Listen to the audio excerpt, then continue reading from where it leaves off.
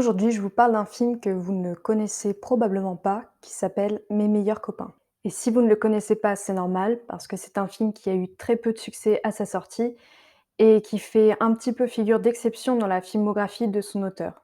En effet, le réalisateur de ce film n'est autre que Jean-Marie Poiré, que vous connaissez sans doute pour Les Visiteurs, un film que je cite un petit peu trop souvent. On peut diviser la carrière de Jean-Marie Poiré en plusieurs temps. Un premier temps où il a réalisé Le Père Noël est une ordure, Papy fait de la résistance et Twist Again à Moscou, qui sont des films qu'il a réalisés avec le Splendide. Rassurez-vous, Madame Bourdelle, c'est français, c'est la police française.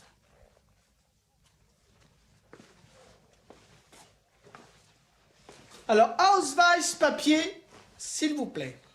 Autant! Mais que se passe-t-il? Vraiment, je ne Pas la comprends peine de prendre vos grands airs. J'ai dit Ausweis! Et un deuxième temps où il a réalisé des films un peu plus à l'américaine, type l'Opération Corned Beef, Les Anges Gardiens. En fait, cette deuxième partie de carrière, il a une réalisation qui est beaucoup plus frénétique. Enfin, le mot le plus juste, c'est épileptique. Et ça, c'est notamment visible dans le film Les Anges Gardiens, où vous avez des scènes avec 10 plans à la seconde. Et quand je dis une dizaine de plans à la seconde, j'exagère à peine.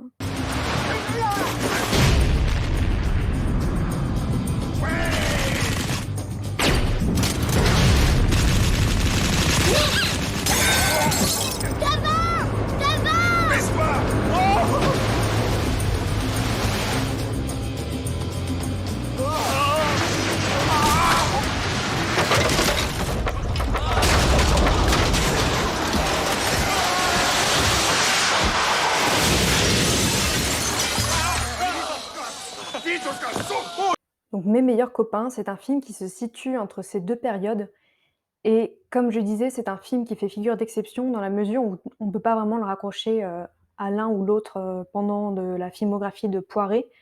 Parce que c'est un film, qui est déjà autobiographique. Dans ce film, c'est Christian Clavier qui tient le rôle de Jean-Marie Poiré et qui raconte l'histoire en voix off. Vous vous demandez certainement ce qui a poussé ma femme, enfin ma fiancée, enfin, plus exactement la jeune femme avec qui je vis depuis 2 ans, à m'abandonner dans cette situation désagréable. Eh bien, pour comprendre, il faut remonter à hier en fin d'après-midi. Comme son titre l'indique, le film raconte l'histoire d'une bande d'amis qui vont se retrouver au concert d'une ancienne amie à eux également.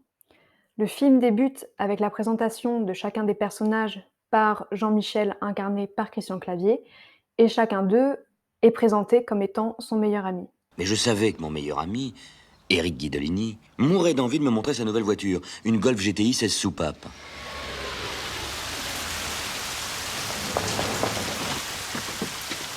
Ah, superbe ta nouvelle voiture. Nous devions passer prendre notre meilleur ami, Antoine Jobert. Antoine n'était pas le très beau garçon qui embrassait maladroitement Juliette, mais celui qui lui avait ordonné de le faire. Le type autoritaire et énervé, là. Le grand agité avec les fleurs, là, c'est mon meilleur ami, Richard Chapoteau. Quant à l'autre, à côté, qui avait trouvé si fin de rester en jean pour cette soirée de gala, c'est Daniel Pécou, mon meilleur ami. Vous vous demandez certainement pourquoi j'ai autant de meilleurs amis. Eh bien, tout simplement parce que ce sont vraiment mes meilleurs amis. Et là, normalement, rien qu'avec ces 2 extraits, vous remarquez quelque chose d'inhabituel, voire de paranormal. C'est que Christian Clavier est calme, et c'est le cas pendant tout le film. Après son concert, la bande d'amis retrouve Bernadette, qui était une ancienne amie à eux et qui est devenue une grande star. Mais chérie, waouh! Entrez! Formidable, Jean-Michel! Je te tourne-boulet! Elle me fait vaguement penser à Athéna Novotel dans Fatal. Après avoir bien picolé, cette bande de joyeuserie se retrouve dans une maison de vacances du personnage incarné par Gérard Lanvin, dont j'ai oublié le nom, mais c'est pas grave. Et c'est là qu'on rentre un petit peu plus dans le vif du sujet autobiographique, puisque le personnage de Jean-Michel va raconter ses souvenirs. Et d'ailleurs, l'aspect autobiographique est lui-même thématisé dans le film, puisque c'est un personnage qui écrit un roman. Les autres, en fait, vont deviner que le roman est à leur sujet. C'est toi qui as écrit ce manuscrit, la petite pochade, là? Oh, c'est très rigolo, hein. C'est autobiographique, j'ai reconnu Guido depuis Richard. Je parle même pas de Bernadette, parce que là, c'est presque trop gros. C'est une fiction, toute ressemblance avec des personnages existants est une pure coïncidence. C'est cela, oui. Ce sont tous des personnages de baby-boomers au sens propre, c'est-à-dire qu'ils sont nés dans les années 50, et ils ont eu un passé de baba cool qui nous est montré à travers des flashbacks.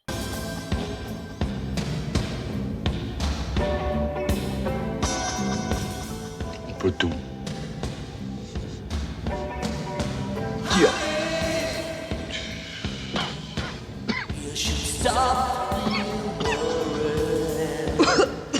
pas bon, là. T'avales pas la fumée, c'est bidon. C'est bidon. Merde. Passe-moi l'oreiller.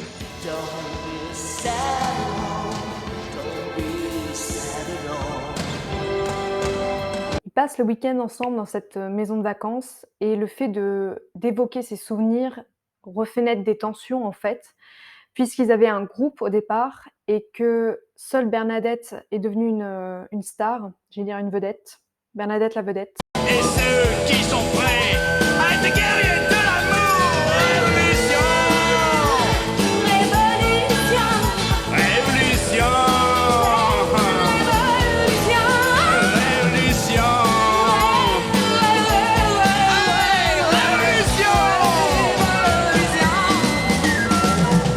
À travers le portrait de cette bande d'amis, c'est aussi la peinture d'une génération qu'on fait, celle des baby-boomers. Les baby-boomers qui sont un petit peu la cible aujourd'hui de notre génération, qu'on rend souvent responsable de beaucoup de maux. Et ce que j'aime dans ce film, c'est qu'eux-mêmes font leur propre autocritique. Qu'est-ce que vous cherchez exactement à nous dire, là? Que votre fille est moins consciente que vous, ben heureusement. Parce qu'aujourd'hui, la vie est beaucoup plus cruelle qu'autrefois. On vit un mauvais cycle. Un beau cycle de merde. On est tous repliés sur nous-mêmes, là, chacun dans son petit coin, bloqués par la peur. Moi, j'ai peur. De toute façon, moi, j'ai toujours pensé qu'on était dans un monde de flippés. Je comprends très bien ce que tu dis, Eric. Parce que la peur, c'est le grand problème entre les gens. Évidemment. Bah, moi, je l'ai assumé grâce à l'analyse. Pense-y. Ça tue les virus, l'analyse. Non, tu fais pas plus bête que tu n'es, là, tu joues sur les mots. Hein. Excusez-moi, mais sans vouloir vexer personne, j'ai l'impression que vous posez des problèmes nébuleux, Pardon. tout ça. Il y a vraiment que vous, les intellos, pour se sentir aussi mal. Tout ça, c'est du blabla. Mais ouais, je fais l'amour avec ma femme sans problème. J'adore mes gosses, Évidemment. ma baraque, mon boulot, mais ça, c'est peut-être des banalités. Mais enfin, moi, je me sens aussi bien que quand j'avais 20 piges, c'est tout. De toute façon, t'avais rien à droite depuis t'es du pognon. Quoi, du pognon? Tout le monde en profite largement, non? Alors écoute, là, je t'écoute depuis 5 bonnes minutes, je peux pas m'empêcher d'intervenir. Mais qu'est-ce que c'est que ces relents de discours machistes sur ta bite d'acier, comment tu fais jouir toutes les femmes et tout, mais putain, mais c'est presque du fascisme, ça, non? Du fascisme. Et toi, c'est proche de quoi, les milliards de subventions d'engloutis dans des spectacles chiants? Oui, chiant, avec tes petits copains du ministère, pendant que le gros con de macho, il paie ses impôts, là. Hein, ça ressemble à quoi, ça? C'est proche de quoi? Vas-y! Non, écoute, L'alternance avec les moments de flashback et les moments présents dans le film permettent de montrer vraiment le gouffre qu'il y a entre ces adolescents qui voulaient faire la révolution et ces hommes qui sont devenus des quadragénaires plus soucieux de leur bien-être qu'autre chose. Et malgré tout, on ressent quand même une certaine tendresse pour ces personnages, parce qu'on partage ce week-end avec eux, grâce à la réalisation de Jean-Marie Poiré, parce que les personnages sont filmés de près et les plans sont assez longs pour laisser le temps aux émotions de se développer. Et il y a justement une scène dans ce film qui est particulièrement touchante. C'est une scène où le personnage incarné par Jean-Pierre Bacry, qui est homosexuel, vient de se prendre une veste par un jeune homme. D'abord, il faut noter une chose, c'est que le personnage d'homosexuel n'est pas une caricature, ce qui, à cette époque-là, donc à la sortie du film en 1989, ne va pas forcément de soi. On a un personnage d'homosexuel qui ne fait pas de grands moulinets, qui n'a pas une voix efféminée, et c'est un fait notable. Ce personnage, en plus, est incarné par Jean-Pierre Bacry, qui, pour ceux qui n'ont pas encore la chance de le connaître, est un acteur absolument magistral. C'est un acteur qui a pour principale qualité d'être intègre. C'est un homme qui est perpétuellement en lutte contre la connerie. C'est pas simplement un râleur comme certains ont pu le présenter. C'est quelqu'un qui est toujours en lutte contre l'injustice, contre la bêtise. Et personnellement, je trouve que sa manière de jouer, son aura, son charisme donne encore plus de profondeur à ce personnage. Bruce Springsteen. Bruce Springsteen, ça peut bien me foutre. Remarque, t'es beau, hein. C'est vrai que t'es con, mais t'es joli, hein. Ça, c'est indéniable. Je t'embrasserai bien dans le cou.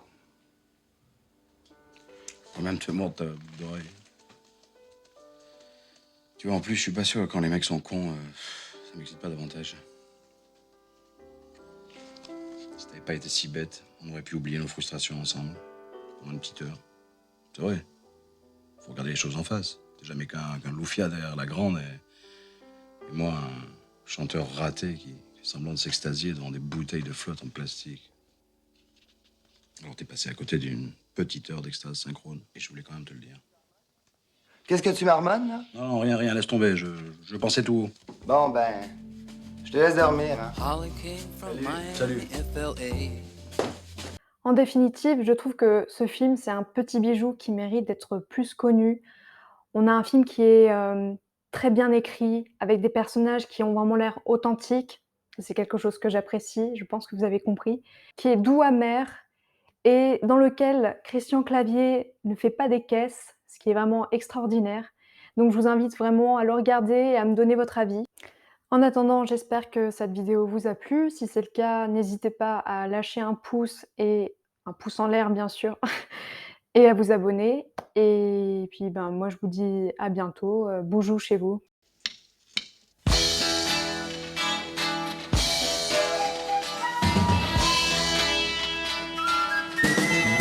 Pour ceux qui se sont révoltés sur des pavés qui bougent, et ceux qui se sont réveillés à l'heure du soleil en rouge, pour les quicheros, pour les Fidel Castro, pour les Comancheros, pour les Campanieros, révolution! Oh, révolution! Et pour les Che Guevara, Che Guevara,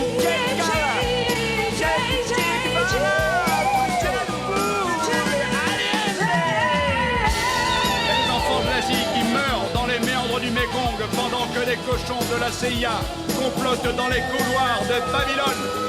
Révolution! Ouais! Révolution!